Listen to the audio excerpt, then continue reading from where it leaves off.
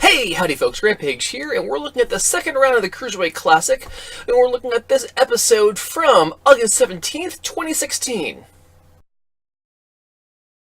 So as always, I'm going to preface this with, I can't go into all the details on these matches. They are amazing. Go watch them on the WWE Network. This Cruiserweight Classic is amazing. It's a bunch of non-signed WWE talent.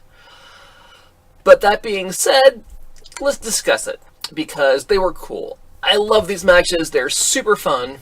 Our first one was Akira Tozawa taking on Gentleman Jack Gallagher. And I was really expecting Tozawa to dominate this match. He's one of the favorites to go on to win it all. But that's not what happened here. Gallagher basically kept juking and jiving and slipping in and out and just working over the knee. And it was amazing.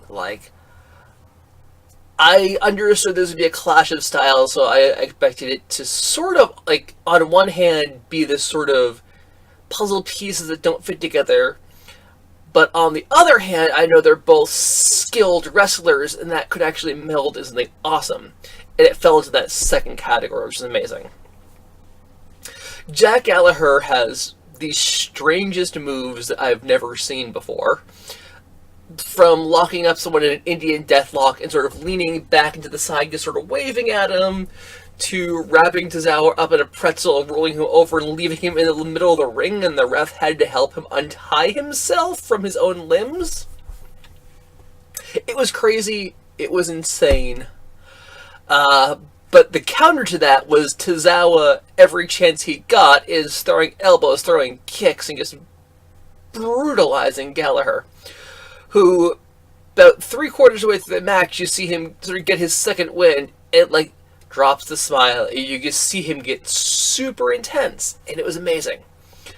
In the end, Tozawa does get the win. He hits the release German suplex, follows it up with the bridging suplex, German suplex, for the pinfall.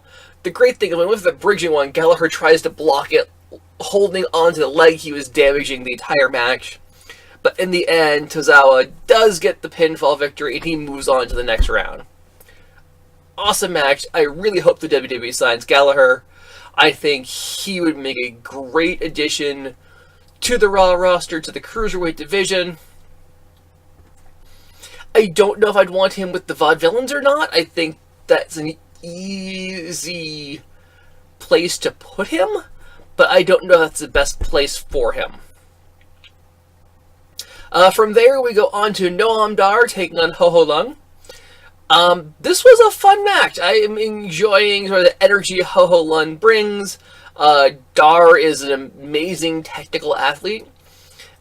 This match seemed to click better for him than the one of the first round. After seeing this match, I understand Noam Dar's hype at this point. I get it. And it's rad. Also, the crowd deciding halfway through the match that they figured out a chant for Noam Dar, being to sing the Imperial March by saying Dar, Dar, Dar, Dar, Dar, Dar, Dar, Dar, Dar. That was amazing. And the moment they did that, the look on his face was just sort of pure bliss for half a second, and it was amazing. In the end, Noam Dar does take the win with modified leg locks, or kicking HoHo Lun in the head. I like this match. I really think both these guys are awesome.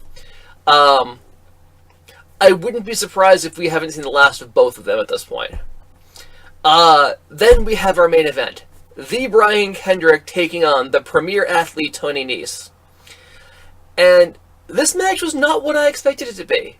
I was expecting to see sort of a high-flying act from Brian Kendrick, but out of the gate he charges Tony Nese and he just clocks him with a knee to the head, and then spends pretty much the next 12 minutes beating the holy hell out of Brian Kendrick, but not quite being able to end him. Each time Brian Kendrick reaches down a little bit further and still manages to kick out.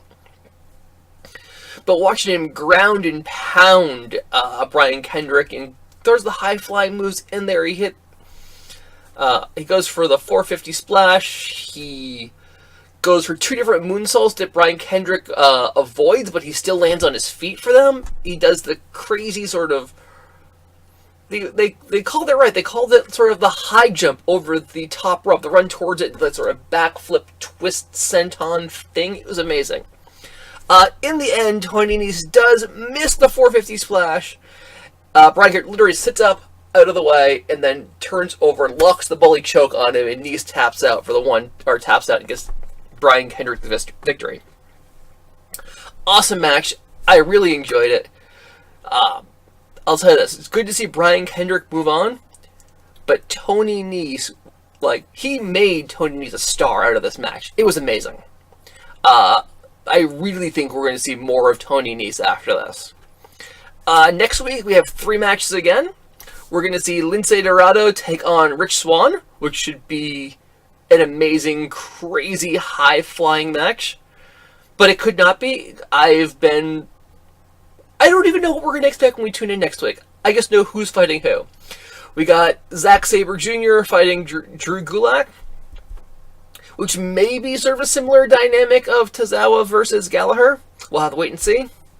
And the one I'm really... those two I'm looking forward to, but then we have Johnny Gargano, Johnny Wrestling, taking on TJ Perkins, which is going to be amazing. So, that's that for the Cruiserweight Classic this week, folks. Hopefully you liked this video. Any questions or suggestions, leave them in the comments down below. Please please subscribe, share using the hashtag up there, just like the WWE, Rampage Reviews, share it on your channels, Facebook, Twitter, YouTube, Instagram, MySpace. Pick them, share them, and we'll see you next week.